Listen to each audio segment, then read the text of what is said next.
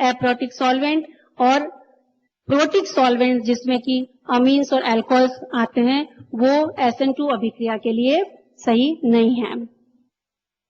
Now हम conclude करते हैं कि SN2 कंडीशन सबस्ट्रेट कैसा होना चाहिए, जितना हो सके कम से कम प्रतिस्थापी होना चाहिए, मिथाइल प्राइमरी, सेकेंडरी, टर्शरी। तो मिथाइल सबसे ज्यादा रिएक्टिव होगा। इसी तरह न्यूक्लियोफाइल भी ऐसा न्यूक्लियोफाइल होना चाहिए जिसके ऊपर नेगेटिव चार्ज हो, न्यूट्रल ना हो।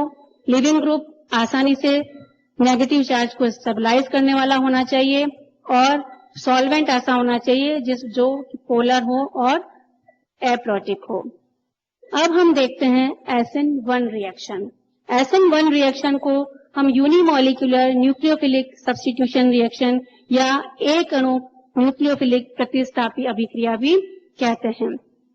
यह अभिक्रिया मुख्यतः टर्शरी ब्यूटाइल क्लोराइड और हाइड्रोक्साइड के बीच में भी होती है। हम SN1 रिएक्शन में अब देखते हैं कि ये tertiary alkyl halides, tertiary 3 degree carbon है, वो ये अभिक्रिया आसानी से देते हैं। मुख्यतः ये 2 पद में अभिक्रिया पूरी होती है। पहले पद में जो अभिक्रिया होती है वो बहुत स्लो स्टेप होती है और उसको हम गति निर्धारण पद या रेट डिटर्मिनिंग स्टेप भी कहते हैं, क्योंकि इस पहले पद में कोई भी न्यूक्लियोफाइल इसमें काम में नहीं आता है और एक केवल टर्शरी हैलाइड की सांद्रता पर ही यह अभिक्रिया निर्भर करती है, इसलिए हम एक अणुक अभिक्रिया भी कहते हैं। तो जैसे जैसे सब्स्टिट्यूशन बढ़ता जाता है, rate of SN1 reaction increase होती जाती है। नजर आ रहा है आपको? देखिए जैसे जैसे substitution 1 degree, 2 degree, 3 degree carbon alkyl halide होता जा रहा है, अभिक्रिया की दर बढ़ती जा रही है। तो rate depends upon the concentration of one reactant. कौन सा रिएक्टेंट? टर्शरी अल्किल हैलाइड पर ही निर्भर करती है और हैलाइड या और न्यूक्लियोफाइल के ऊपर निर्भर नहीं करती है। अब हम देखते हैं कि SN1 अभिक्रिया की क्या क्रियाविधि है, मैकेनिज्म इस अभिक्रिया का क्या है। Mechanism of SN1 reaction occurs in 2 step. जैसा कि मैंने बताया आपको, ये ब्रोमाइड हैलाइड ब्रोमीन जो है एज ए ब्रोमाइड बाहर निकल जाता है और फर्स्ट स्टेप बहुत स्लो स्टेप होती है, सेकंड स्टेप जो होती है बहुत फास्ट होती है, रैपिड होती है और आने वाला आयोडाइड जो भी न्यूक्लियोफाइल है इसके ऊपर आक्रमण कर सकता है। तो first step reaction steps slower the rate limiting dissociation of alkyl halide forming carbocation. ये वाला जो है वो 3 डिग्री कार्बोकेटाइन इंटरमीडिएट के रूप में बनता है, ट्रांजिशन रूप में नहीं, इंटरमीडिएट बनता है और rapid nucleophile attack on the carbocation. Mechanism of SN1 अभिक्रिया। तो SN1 अभिक्रिया में देखिए ये टर्शरी हैलाइड है, ये लिविंग ग्रुप है। लिविंग ग्रुप नजर आ रहा है आपको? निकलने वाला समूह, ये निकलने वाला समूह कैटायन बना रहा है। ये पहला पद है। इस पहले पद में जो ये कैटायन बन जाता है, पहले पद में न्यूक्लियोफाइल या तो पहले से उपस्थित लिविंग ग्रुप है, उसके पीछे से आक्रमण कर रहा है। नजर आ रहा है आपको? कैटायन पीछे से आक्रमण कर रहा है न्यूक्लियोफाइल पे, या फिर आगे से जहां लिविंग ग्रुप है वहां से आक्रमण दोनों तरफ से कर सकता है। इसमें भी टर्शरी अल्किल हैलाइड की sp3 संकरण अवस्था है ना? sp3 संकरण अवस्था है और sp3 से जब ये कार्बोकेटाइन बन जाता है, टर्शरी 3 डिग्री कार्बोकेटाइन बनता है, तो इसमें ये sp2 संकरण हो जाता है। इस अभिक्रिया में इस कार्बन और लिविंग ग्रुप के बीच में आयनिक बंध जो होता है, आयोनाइजेशन होता है। इस आयोनाइजेशन के लिए हमें बहुत ज्यादा ऊर्जा की आवश्यकता होती है, मतलब हमें ऊर्जा देनी पड़ती है। SN2 में क्या था? अभिक्रिया की टूटने से जो ऊर्जा मिल रही थी वही अभिक्रिया में बंध को बनाने में काम आ रही थी। यहाँ पर क्या है, ये जो लिविंग ग्रुप को हम तोड़ रहे हैं ना, बॉन्ड ब्रेकिंग कर रहे हैं, ये हेटेरोलिसिस में हमें बाहर से ऊर्जा देनी पड़ती है। जब बाहर से ऊर्जा देनी पड़ती है तो इसको हम एंडोथर्मिक अभिक्रिया कहते हैं या ऊष्माक्षेपी अभिक्रिया कहते हैं। इसमें न्यूक्लियोफाइल यदि बैक साइड से आक्रमण करता है तो हमें इन्वर्टेड प्रोडक्ट मिलता है, SN2 की तरह प्रतिपन्न उत्पाद मिलता है। लेकिन जब न्यूक्लियोफाइल आगे से आक्रमण करता है, जिस दिशा से लिविंग ग्रुप निकला है उसी दिशा से आक्रमण करता है, तो हमें सेम वही रिटेंशन और प्रोडक्ट, इसमें कोई भी कार्बन का कॉन्फ़िगरेशन चेंज नहीं होता है। तो मुख्यतः वैसे अधिकतर दोनों 50-50% मिलते हैं, लेकिन नई रिसर्चेस ये भी बताती है कि क्योंकि निकलने वाला न्यूक्लियोफाइल आसानी से पहले पूरा नहीं निकल पाता है, तो अधिकांशतः पीछे से आने वाला न्यूक्लियोफाइल ही इसके ऊपर आक्रमण करता है। तो 20% तो हमें रिटेंशन ऑफ प्रोडक्ट मिलता है और 50% हमें इन्वर्टेड प्रोडक्ट प्राप्त होता है। अब इसका फ्री एनर्जी डायग्राम हम देखते हैं। देखिए, क्योंकि इस जैसा कि आपको बताया SN1 अभिक्रिया कितने पद अभिक्रिया है? 2 पद अभिक्रिया है। SN1 अभिक्रिया 2 पद अभिक्रिया है और SN2 1 पद अभिक्रिया है। क्योंकि इसमें 2 पद बनते हैं इसलिए 2 ट्रांजिशन स्टेट बनती है। ये देखिए, जो ग्राफ पोटेंशियल एनर्जी ग्राफ ऊपर नजर आ रहा है, ये ट्रांजिशन स्टेट 1 है और ये ट्रांजिशन स्टेट 2 है। इन दोनों ट्रांजिशन स्टेट के बीच में जो है ये अपना इंटरमीडिएट बना रहा है। तो ये इंटरमीडिएट जो है वो स्टेबल तभी होता है क्योंकि इस अभिक्रिया में हमको बाहर से अभिक्रिया ऊर्जा देनी पड़ती है, एक्टिवेशन एनर्जी ज्यादा होती है, इसलिए ट्रांजिशन स्टेट फर्स्ट की एंडोथर्मिक रिएक्शन एक्टिवेशन एनर्जी ये देखिए बहुत ज्यादा है और ट्रांजिशन स्टेट की एक्टिवेशन एनर्जी कम है और हमें फ्री एनर्जी भी कम है। तो जितनी ज्यादा फ्री एनर्जी होती है अभिक्रिया की दर उतनी ही ज्यादा अच्छी होती है। तो ये रिएक्टेंट हमेशा हायर लेवल पे है, ये प्रोडक्ट और रिएक्टेंट बहुत ज्यादा डिफरेंस पे नहीं है। SN1 अभिक्रिया की दर को कौन कौन प्रभावित करता है? उसमें 3 फैक्टर हैं। पहला फैक्टर है nature of substrate. Nature of substrate में alkyl halide, ability of leaving group कैसा होना चाहिए, नेचर ऑफ सॉल्वेंट कैसा होना चाहिए। क्योंकि हम पहले देख चुके हैं कि SN1 अभिक्रिया 2 पद अभिक्रिया है। 2 पद अभिक्रिया में पहला पद जो है उसमें न्यूक्लियोफाइल का कोई भी इन्वॉल्वमेंट नहीं होता है, इसलिए अभिक्रिया की दर पावर ऑफ न्यूक्लियोफाइल पर बहुत ज्यादा निर्भर नहीं करती है। फर्स्ट हम लेते हैं नेचर ऑफ सबस्ट्रेट। सबस्ट्रेट का नेचर कैसा होना चाहिए? 3 डिग्री होना चाहिए, जो स्टेबल हो, हाईली सब्स्टिट्यूटेड एल्किल हैलाइड, सबसे ज्यादा प्रतिस्थापी जो एल्किल हैलाइड होगा वही सबसे ज्यादा कार्बोकेटायन के रूप में स्टेबल कार्बोकेटायन बना पाएगा। तो अब स्टेबिलिटी हम क्यों कहते हैं कि कार्बोकेटायन, तृतीय कार्बोकेटायन ज्यादा स्थायी है और मिथाइल केटायन कम स्थायी है? क्यों ऐसा कहते हैं? क्योंकि टर्शरी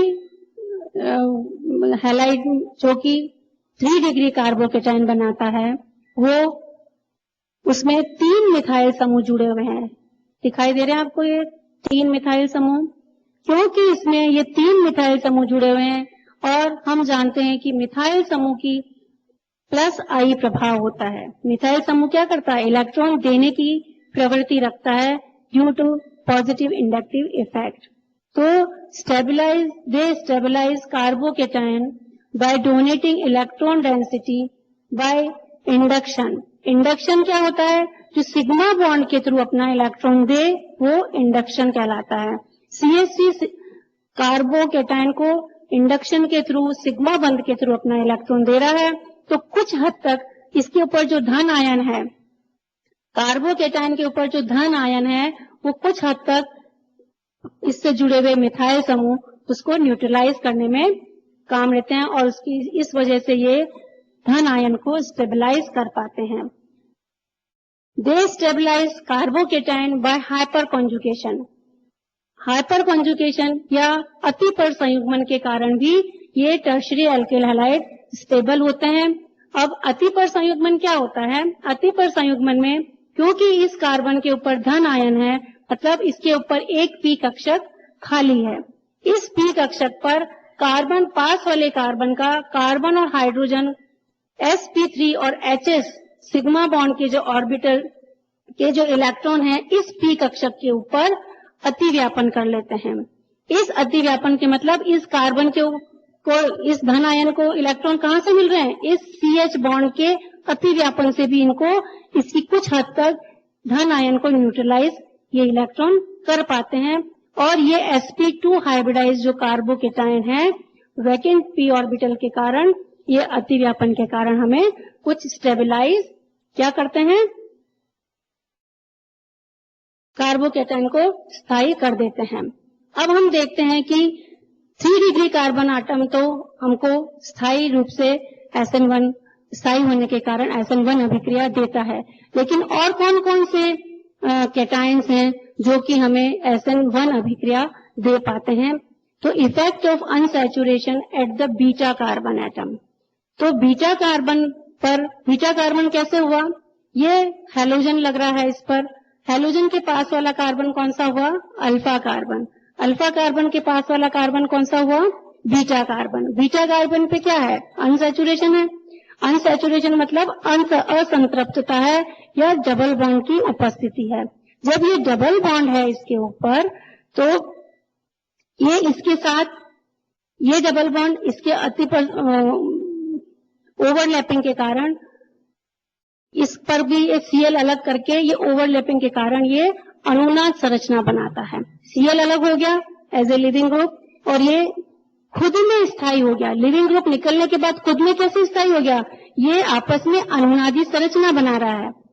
एक बार पॉजिटिव चार्ज इस पर आया, एक बार पॉजिटिव चार्ज इस पर आया, तो इसकी 2 अनुनादी संरचनाएं बन गई। इसी तरह 2 डिग्री ये 1 डिग्री एलाइल कार्बोकेटाइन बना। इसी तरह 2 डिग्री का एलाइल कार्बोकेटाइन होता है जो कि इस पे तो 2 डिग्री कार्बोकेटाइन भी स्टेबल कार्बोकेटाइन अनुनादी संरचना बनाता है और 1 डिग्री भी बनाता है। और 1 डिग्री बेंजाइलिक कार्बोकेटाइन कैसे बनता है? आप देखिए, क्योंकि इसके ऊपर C+ ये कार्बोकेटाइन है ना, तो ये वाला जो बॉन्ड है, ये वाला आपको जो रेड एरो नजर आ रहा है, ये वाला जो बेंजीन का बॉन्ड है, इसके ऊपर डबल बॉन्ड आ जाता है और यहाँ पर पॉजिटिव चार्ज आता है। ये वाला डबल बॉन्ड है, इसके ऊपर जब इसके साथ बॉन्ड बनाता है तो यहाँ पॉजिटिव चार्ज आता है। यहाँ ये वाला बॉन्ड जब बनाता है तो इसके ऊपर पॉजिटिव चार्ज आता है। तो इसके से 1 डिग्री बेंजाइलिक कार्बोकेटाइन से कितनी सारी अनुनादी संरचना बन गई। तो जितनी ज्यादा अनुनादी संरचना बनती है उतना ही ज्यादा कार्बोकेटाइन स्टेबल होता जाता है। ठीक है। इसी तरह 2 डिग्री बेंजाइलिक कार्बोकेटाइन भी अनुनादी संरचना बनाकर स्टेबिलिटी को प्राप्त कर लेता है। तो हम देखते हैं कि कौन सा कार्बोकेटाइन कितना ज्यादा स्थायी है। हम देखते हैं मिथाइल कार्बोकेटाइन सबसे कम स्थायी है, फिर फिनाइल और फिर विनाइल 1 डिग्री कार्बन से ज्यादा। हम इसमें ये भी देखते हैं कि 1 डिग्री एलाइलिक और 1 डिग्री बेंजाइलिक कार्बोकेटाइन जो है 2 डिग्री एल्काइल कार्बोकेटाइन के बराबर स्थायी होता है। समझ आया आपको? 1 डिग्री बेंजाइलिक 1 डिग्री एलाइलिक और दोनों बराबर होते हैं 2 डिग्री कार्बोकेटाइन के, मतलब इनका स्थायित्व की करीब करीब बराबर होती है। इससे ज्यादा स्थायी 2 डिग्री बेंजाइलिक और 2 डिग्री एलाइलिक होते हैं। 2 डिग्री एलाइलिक और 2 degree benzylic carbocation 3 degree carbocation के बराबर स्थायी होते हैं, स्टेबल होते हैं। और इनसे ज्यादा स्टेबल 3 डिग्री बेंजाइलिक और 3 डिग्री एलाइलिक।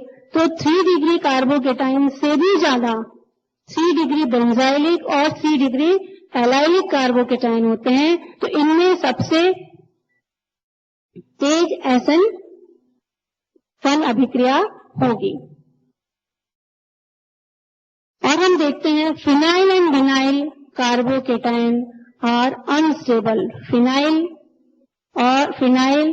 एंड विनाइल, ये कार्बोकेटाइन जो है वो अस्थायी होते हैं और न तो ये SN1 अभिक्रिया देते हैं और न ही SN2 अभिक्रिया देते हैं।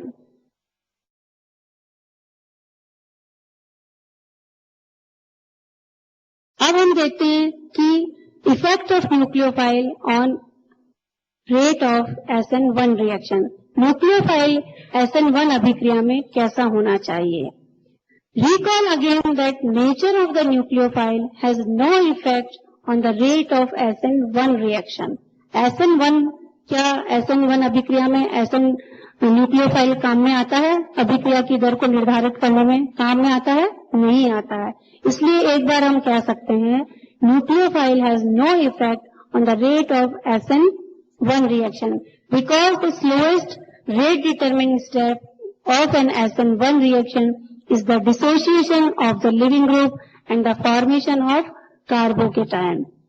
All carbocations are very good electrophile.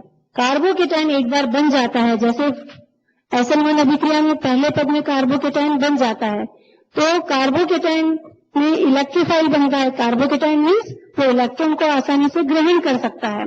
तो बहुत वीक इलेक्ट्रोफाइल भी यदि कोई उपस्थित है तो आक्रमण आसानी से उसके ऊपर अभिक्रिया करके प्रोडक्ट बना सकता है। जैसे पानी, वाटर और methanol will react quickly with them.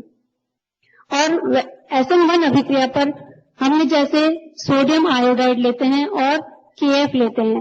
देखो एल्किल हैलाइड दोनों में ये उदाहरण देख रहे हैं हम, टर्शरी एल्किल ब्रोमाइड और नीचे भी हमने टर्शरी 3 डिग्री एल्किल ब्रोमाइड लिया है। इसमें आप देखो सोडियम आयोडाइड से अभिक्रिया कराते हैं और इसमें KF, दोनों में न्यूक्लियोफाइल अलग अलग है, आयोडाइड है और एक में फ्लोराइड है ना, न्यूक्लियोफाइल अलग अलग है। तो जब ये दोनों में अलग न्यूक्लियोफाइल है तो हम देखते हैं कि दोनों में उत्पाद जो बनता है सेम रेट से बनता है, अभिक्रिया की दर दोनों में सेम है। ये क्या शो करता है? ये बताता है कि चाहे न्यूक्लियोफाइल हम आयोडाइड लें, चाहे न्यूक्लियोफाइल हम फ्लोराइड लें, इस पर अभिक्रिया की दर SN1 की दर पर कोई भी फर्क नहीं पड़ेगा।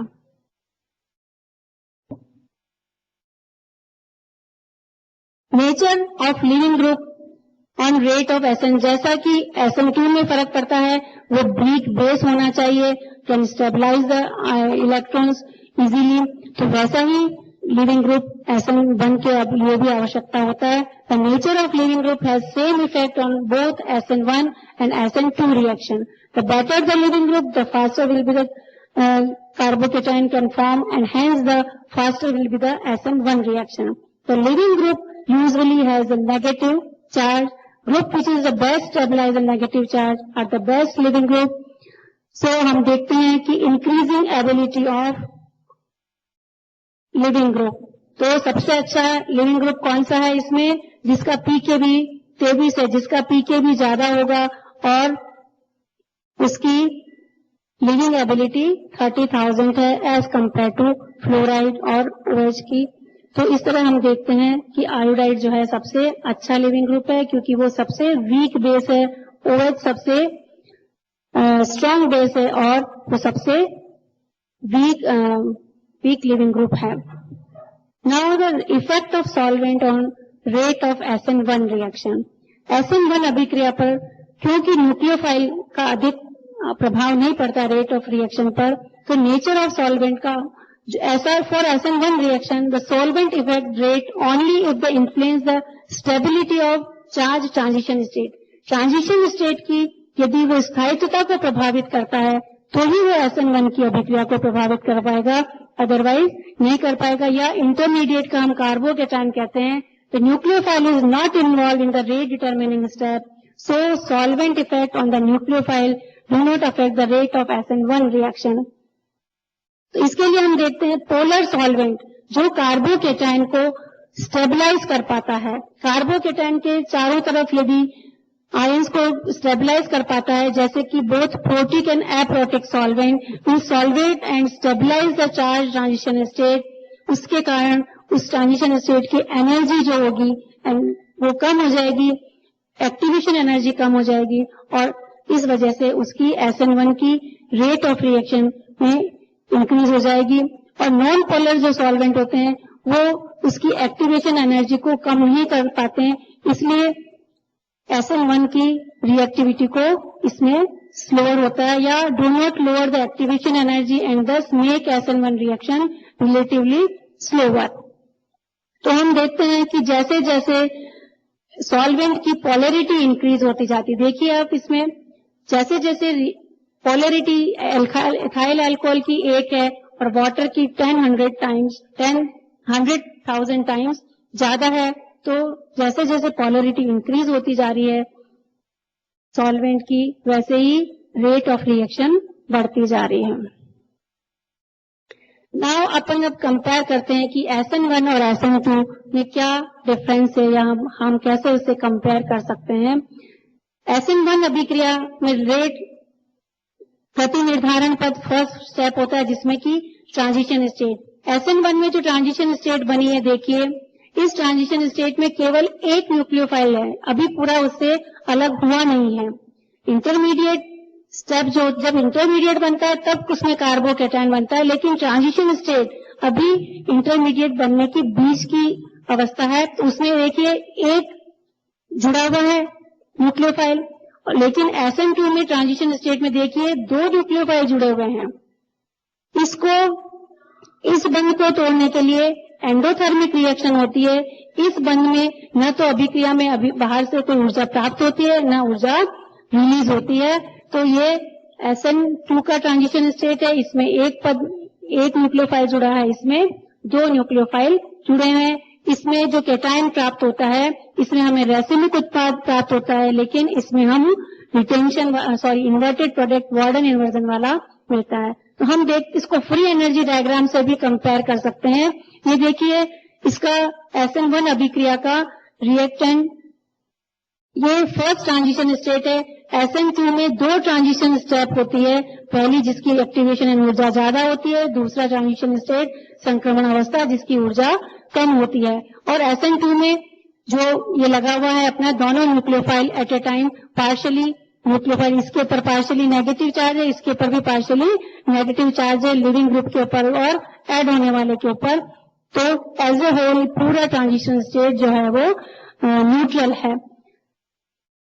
तो इंटरमीडिएट स्टेज जो होती है ट्रांजिशन स्टेट से थोड़ी सी स्टेबल होती है। देखिए इसकी एक्टिवेशन ज्यादा है, इस ट्रांजिशन स्टेट 2 की भी एक्टिवेशन एनर्जी ज्यादा है। इंटरमीडिएट जो स्टेबल कंडीशन होती है, ये बनने के बाद ही हम प्रोडक्ट को प्राप्त करते हैं। इंटरमीडिएट बनने के बाद ही न्यूक्लियोफाइल इसके ऊपर आक्रमण करेगा।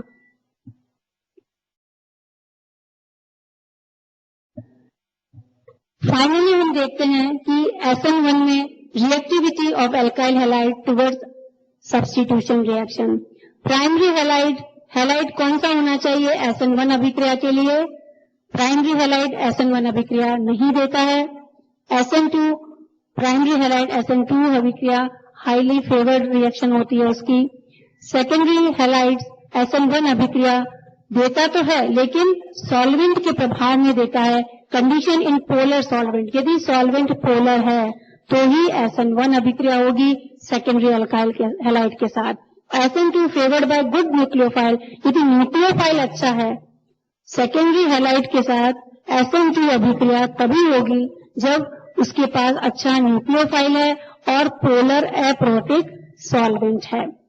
थर्ड, टर्शियरी हैलाइड SN1 अभिक्रिया जब देगा favoured bye non basic nucleophiles in polar solvent, और SN2 अभिक्रिया टर्शियरी एल्किल हैलाइड से अभिक्रिया नहीं देते हैं।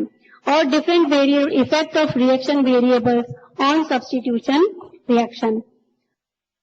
सॉल्वेंट SN1 के लिए हमें पता है बहुत स्ट्रांग चाहिए, SN2 के लिए भी सॉल्वेंट बहुत स्ट्रांग होना चाहिए। Reaction favoured by polar solvent, reaction favoured by polar aprotic solvent. Nucleophile और बेस कैसा होना चाहिए? वीक इफेक्ट होता है वैसे SN1 पर न्यूक्लियोफाइल का, और फिर भी reaction favoured by good nucleophile, strong effect, reaction favoured by good nucleophile और वीक बेस होना चाहिए। लिविंग ग्रुप दोनों में एक जैसा होना चाहिए। स्ट्रांग इफेक्ट होता है लिविंग ग्रुप का। और सबस्ट्रेट स्ट्रक्चर सबस्ट्रेट स्ट्रक्चर में हम देखते हैं स्ट्रॉन्ग इफेक्ट सबस्ट्रेट स्ट्रक्चर का होता है, जिसमें कि reaction favour by 3 degree allylic and benzylic substrate, और strong effect reaction favoured by 1 degree allylic and benzylic substrate. Thanks.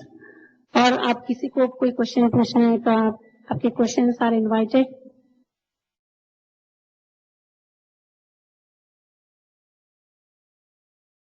Thank you.